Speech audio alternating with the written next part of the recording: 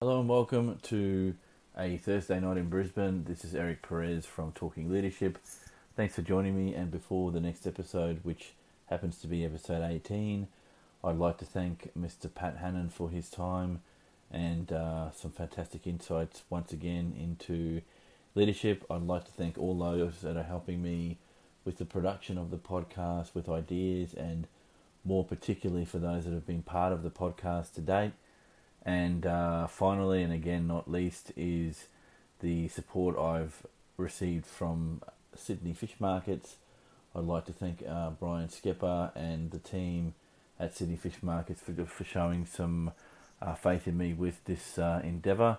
And for those that are listening, if you like what you're hearing and you want more of this content and you can help me out, there's a couple of ways you can do it. You can either go through Podbean and become a patron of the program, or if you'd like to provide some sponsorship direct, just contact me on TLbyEricPerez@gmail.com. That email address again is TLbyEricPerez@gmail.com. I hope you enjoy the next podcast, and there'll be more content in the next few weeks, including the launch of a YouTube channel with all the content on there, and there's a lot more to come. So thanks again, and take it easy. Hannan, and welcome to Talking Leadership. This is Eric Perez welcoming you back. Today I've got the pleasure of being joined by Pat Hannan. How are you, Pat? I'm well, thanks, Eric. Look, I appreciate your time, Pat, and for the listeners, I just want to go through a little bit of a bio here to give everyone a bit of a sense of your background, Pat. So Pat is a consultant with Pat Hannan Associates. He was formerly the Chief Executive Officer of Growcom. Pat was also the Chief Executive Officer of and I hope I get the pronunciation right, the Kerbinguy Youth Development Limited. Is that correct? Kabingai, yeah. Kabingai, sorry, I knew I'd get it wrong. He was a consultant to U&U Consulting as Pat Hannan Associates, and was also the GM, General Manager, for the Aboriginal Centre for the Performing Arts. So welcome to Talking Leadership.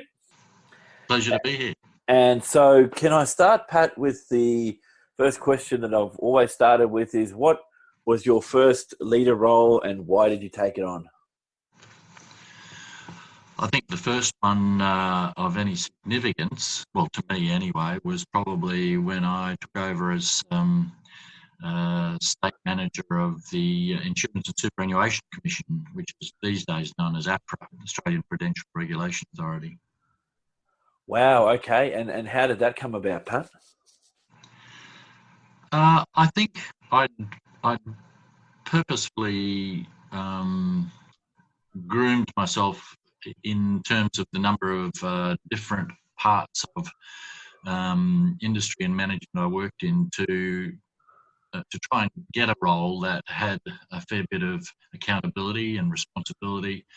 And I think that was probably one of the first ones where I truly got to exercise some judgment and leadership with in setting up an organisation and managing a group of about 30 people. Wow, okay. So that segues quite nicely into the next question around, in your experience, Pat, have you found a difference between leadership and management in organisations? There certainly is. But it depends on how a lot of people define those things, and it's not always consistent, but I certainly believe there is. You can manage resources and you can manage people on one level, but leadership really means embracing a vision and having a vision and being able to take people on a journey towards that outcome. And it really is probably symbolised by, do people want to follow you, and do they trust you? And I think those sorts of things are really important. So there is a major difference to me. Some people might not see it that way, but I certainly believe there is a major difference. Sure. And Ian, so just to unpack that just a little bit more, did you find in your early career that the management function didn't necessarily need leadership skills, whereas as you became a leader in organizations that you needed to necessarily have both those skill sets, managerial competencies, for want of a better word, and leadership capabilities? I think you need to have management skills to be a good leader, because you're managing an entity and all of its different facets. So you've got to have that and understand that. Otherwise, you're flying blind. But leadership takes the whole organizational responsibility to another level. I think leadership. There are a lot more intangible requirements to be a good leader. Management, there are skill sets you can learn, and the person who's got those skill sets can usually manage whatever it is they've got to manage, whether it be people in the simplest sense, or whether it be the use of resources, financial outcomes, and so on. Sure. And that's a good distinction to be made there. So in your travels, Pat, and this is, I've had interesting responses to this question. I'm sure you're going to add to that mix, but leaders make mistakes. So how do you engage with errors or mistakes attributed to your leadership? Well, you have to learn from them. And you've got to acknowledge them. I mean, none of us are perfect, and we all stuff up from time to time. You just hope it's not too bad. And I've certainly made mistakes, and I regret them. But then you just get on with it. You got to learn from them and move on. And is that, in your experience, Pat, is that the most difficult part of being a leader? Is making errors, or is there something more not tangible, more that you can identify in terms of what is the most difficult part of being a leader? Look, that's a tough one, and there's a couple of different aspects to that. The one that I would reflect on is being a leader means that you are, you're managing people, but it's more than managing them. You're leading them. You're taking them on a journey. They've got to buy into your vision, and that's really hard work sometimes. And it's particularly hard when, as a leader, you've got some pretty tough decisions to make that affect people. So that whole idea of managing people is probably one of the toughest of all. And in that area, it does take its toll. Unless you're a real hard nut, and there aren't many of them out there. Some profess to be, but in most cases, when you're dealing with things as sensitive as that, it does take its toll. So you've got to learn to bounce with that. You've got to learn to keep the priorities in focus, and get on with the job at hand. But it doesn't mean it doesn't affect you. Pat, can I unpack that a little bit, because you're the first one of the podcast series, so I'll tip my hat to you on this. That's talked about the impacts of leadership on your own. Tell me if I'm wrong here. Your own mental health when it comes to the workplace. So and I'm really curious about your response to this. Is how do you detox and almost have a sort of post-mortem look at decision-making, good or bad, with other people? So did you have mentors that you talked to? Did you go and speak to someone in a HR role? Like how does someone with the experience and the seniority that you've had go to vent when it comes to getting some stress off your chest when it came to the leadership roles you've had? I probably haven't done that as well as I should have, and in fact, but there have been times when I've sat down and had discussions, whether it be over a beer or a cup of coffee, with people that whose opinions and experience I value, and and you do talk through some of the things that happen, because they as I said, there might be some wonderful people out there who just don't get affected by these things, and good luck to them. But I'm not one of them, and most of the people I know are not one of them. So it's nice to be able to have a yarn to people about some of the the anxiety and the stress that goes with, for example, restructuring an organisation, making people redundant. There's nothing pleasant about that at all. If you get involved in it, and leaders should, because they need to understand what's happening, and they need to understand the trauma that's being caused, then it takes its toll. But that's not a bad thing. It's important. A, it shows you're human, but B, you learn from that and you move on. And Eric, I think talking to a couple of colleagues I've had over the years about things has been invaluable. I wish I'd done it more. And I must admit, I've got a couple of people who are in very senior roles around Queensland and Australia who ring me to have a cup of tea or catch up for a beer and have a chat about some of the stuff that they're going through. And I don't have answers, but I am a listening board that they can sort of trust. And these things are important, I think. Yeah, and that's good advice, Pat. I think most of us in leadership roles, and I'm only very junior in my career path as a leader, but I've tried to, as much as I can, rely on colleagues and contemporaries to talk through some of the ins and outs of decisions that I might have made or issues that I might be having in the role. And it's always a good reality check when you can talk to someone in a similar role to see, well, what would you have done, or what's your advice on next steps going forward? Because relying on the intelligence and the experience of others can help you sort of reorient where your headspace is at. Yeah, no, very much so. So going on to something a bit more positive, how do you measure success, Pat, as a leader?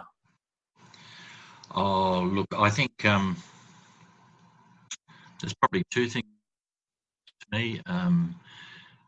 Whatever role you've got, there are objectives. You're chasing outcomes. So, measuring outcomes is important. And those outcomes can be tangible and intangible. And that's really important to reflect on. The other thing that's really important in life and in business is your relationships. If you get ahead by burning people left, right, and centre, you ain't going to last long. And if you do, it's going to be pretty bloody lonely. So most of the time, I think you've got to be clever at managing relationships, and that doesn't mean always being quiet and laid back. Sometimes you've got to jump up on a podium and yell and scream at whatever's happening, but that's okay. That's all part of the game. Excellent. So I've got 3 statements here, Pat, that I wanted to get your views on, and based on your experience, obviously. So the first one being, on-the-job experience develops better leaders. I think that's true. Overall, I think that's true. You do need to understand what the hell your organisation is doing. So, spending time on the job, in the job, is a very, very valuable way of doing that. It also gets you to understand the culture of the organisation, because you're meeting and mixing with people, and people make up organisations, and managing the culture the leadership role is essential to shaping the culture of an organisation. I can't stress that enough. So working, in the job is critical. Okay, here's the second one. Formal education helps to develop better leaders. Yeah, look, You don't sound sure. I'm not sure. And look, my own experience was that I was in a family of people with either degrees or double degrees or masters, and I was the only one without any education. And I won't tell you what they used to refer to me as. It's okay. But it was all in jest and all in good fun. But The but podcast I decided. is not PG rated, so you can say what you like, Pat. They used to refer to me as the dumb prick in the family. Yes, look, and I'm not laughing at you. In fact, why I laugh out loud at this is that this thing around education can be quite a vexed thing, because I've had people on this podcast that are entrepreneurial and have developed what are many multinational businesses based on their own get up and go. And yeah, so what I was going to say was that I've interviewed entrepreneurs that have just through their own grit and determination and particular love for a subject area have built very successful and thriving businesses and have not relied on formal education to do that. But what they have said to me is, down the track, now that I've had experience in running the business, having a qualification or two just helps with the polish and adds to their toolkit, whatever that toolkit looks like. So have you found that in your travels as a leader? Yeah, yeah. And the second part to my story was, so I went and did an MBA in my 40s, late 40s or early 40s, yeah. And I found that experience fantastic, and for part of the reasons you just discussed there. Is it essential? No. Would I recommend it? Absolutely. And that led, and way leads to way. So I then I sort of got heavily involved with what used to be called the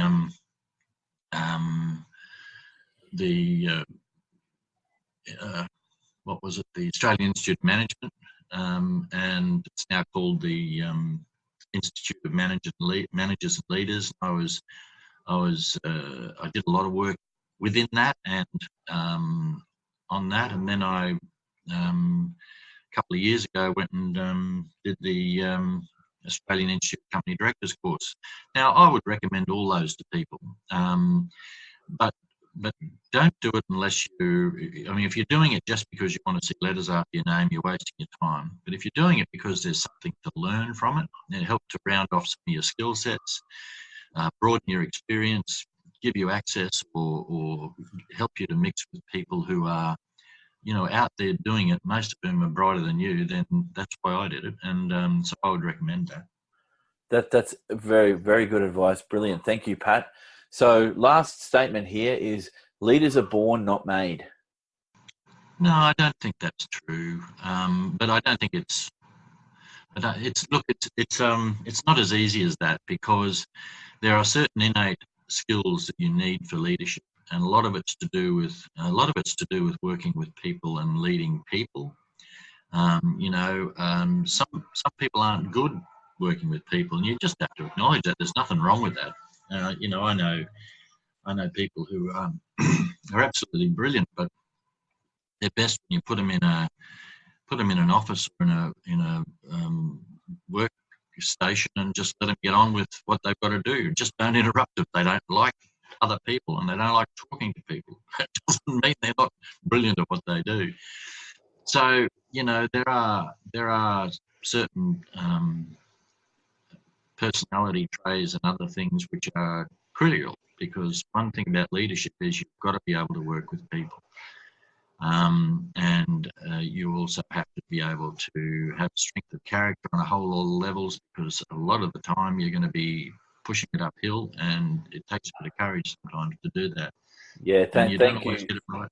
Thank you for the insights. For those of us that are listening, like myself, who are not extreme introverts but have introvert-like qualities, taking the step up to be a leader and be accountable and have your head on the chopping block can be quite a scary process. And I think and I'm only using my experiences here, that I think anyone can be trained up to take on a leadership role, but there's some other qualities that are just that X factor that some leaders have. Now, I'm probably going to be shot down by some people with in the academic circles that I hope to engage with into the future. But I really do believe that unpacking the black box of leadership is still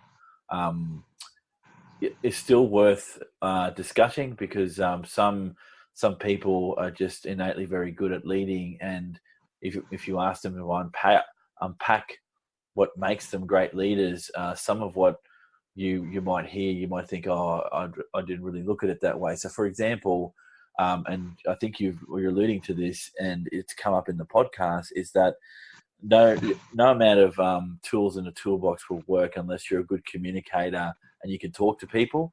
So is that where you're coming from when you talk about the people aspect of things, that if you can't talk and relate to people, you're just not going to cut it as a leader? I believe that's true, yes. Okay. So Pat, this is the segment in the podcast where I'm going to make a couple of statements here and see how true this might be from your experience. Is that part of what I'm doing in my studies is looking at what are some of the core leader capabilities into the future, and I've identified from looking at some of the literature that strategic thinking and foresight are going to be some of the most critical skill sets into the future. Now, I'm not. What I'm asking here is, what are your thoughts on those two areas? Not in particular whether you agree with my statement, but in your travels, what degree or what level of importance do you put on strategic thinking and foresight? Oh, I think they're very important, because those aspects are critical in creating a vision, and that's what you lead people toward, and that could be business outcomes, profitability. It could be all sorts of different things, but you've got to have that strategic thinking and foresight. Okay, thank you for that. So the last question, Pat, and this one is... Sorry, Eric, I'll just say one thing. You talked about whether they are the most critical leadership capabilities. Yes, yep. I'm not sure they are the most critical leadership capabilities, because I think you could throw in others that are in there about, and I've sort of waxed lyrical about, managing people and leading people towards a vision. I think they all go together. Oh, brilliant. Excellent. Thank you for that. So, Pat, this is one sort of crystal ball gazing here and hindcast here to some degree. So what might you say to a younger version of yourself about being an effective leader? I think, soak up all the experiences you can, and think on them, learn from them, and always be prepared to have a go. Excellent. Thank you, Pat. So for the listeners, thank you again for joining me on Talking Leadership. Pat, thank you again for your time. Pleasure. And I'll catch everyone on the next podcast. See you, everyone.